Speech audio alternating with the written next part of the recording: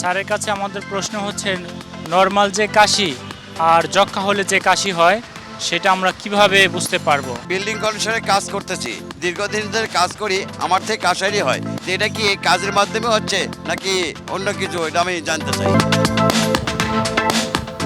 চমৎকার দুটো প্রশ্ন। প্রথম যিনি বলছেন যে যক্ষ্মা হলেও আমাদের কাশি হয় বা নরমালি আমরা অনেক সময় কাশতে থাকি, এই দুটোর মধ্যে কিভাবে আমরা পার্থক্য করব? ধন্যবাদ। আসলে খুব সুন্দর একটা কোশ্চেন। সবারই আসলে মনে এটা হয় যে কাশি মানেই তো যক্ষ্মা হয়ে যেতে পারে।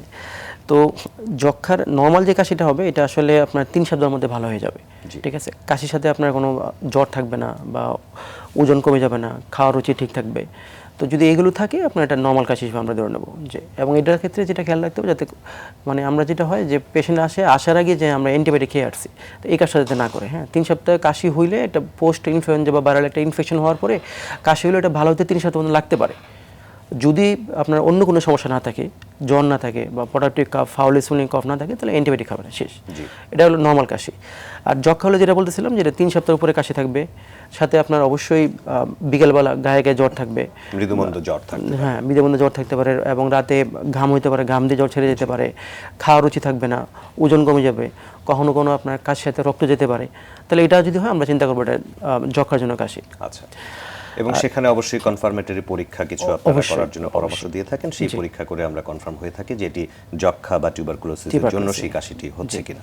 আরেকজন দর্শক যিনি আপনাদেরকে প্রশ্ন করলেন যে আসলে পেশাগত কারণে বা আমরা বিভিন্ন পেশায় বিভিন্ন রকম কাজ করি, আমরা অনেক সময় কেমিক্যাল কোম্পানিতে বা ফ্যাক্টরিতেও কাজ করি বা ধুলোবালির মধ্যেও কাজ করি, তো নর্মাল কাশি বা এই ধরনের প্রোডাক্টিভ যে জায়গাগুলো আছে সেই জায়গাতে কাজ করার জন্য যে আমাদের অকুপেশনাল কাশি হয়, সেটি আমরা কিভাবে বুঝবো? ধন্যবাদ। আসলে এটা বর্তমানে একটা বার্নিং কোয়েশ্চেন বলা যায়, কারণ এখন অনেকে অনেক কাজ করতে হয় প্রফেশনালি, আসলে এটা না করে উপায় নেই, কিন্তু খেয়াল রাখতে হবে যে আপনি কোন কাজটা করতেছেন।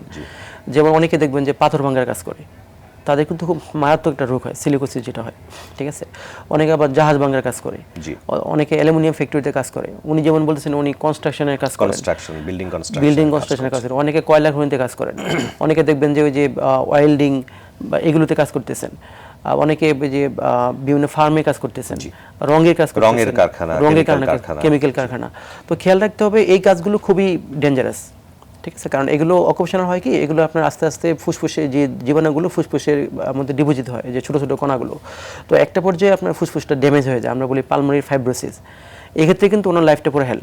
তো অনেকেই যেমন দেশে বাইরে কাজ করতেছেন, এরকম অনেক রিস্কি কাজ করতেছেন, এবং বলা আছে যে আপনি প্রপার সেফটি নেবেন, মাস্ক পরবেন, এবং অনেকেই যে না এটা তো কিছু হয় না, হচ্ছে না, কিন্তু যখন হয় এটা তো আসলে যেটা হয় 20 থেকে 40 বছর পরে সমস্যাটা অ্যারাইজ করে, অনেক দীর্ঘমেয়াদী প্রবলেম কিন্তু।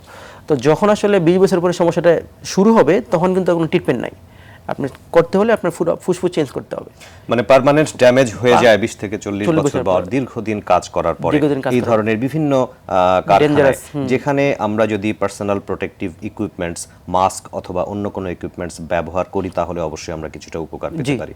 এবং সেই সাথে আপনার কাছ থেকে যেটি বুঝলাম সেটি হচ্ছে যে এগুলির জন্য প্রোটেক্টিভ বা আগের থেকেই প্রতিরোধক কিন্তু কিছু মেকানিজম যদি আমরা করি তাহলে আমাদের চিকিৎসা করতে সুবিধা হবে, তাছাড়া রোগ থেকে একটা বিশাল একটা রোগ থেকে রক্ষা পাবে। বছরের পর বছর যদি এক্সপোজার হতেই থাকে তখন আসলে পার্মানেন্ট ড্যামেজ হয়ে যায়, তখন আর চিকিৎসা করার তেমন কিছু থাকে না।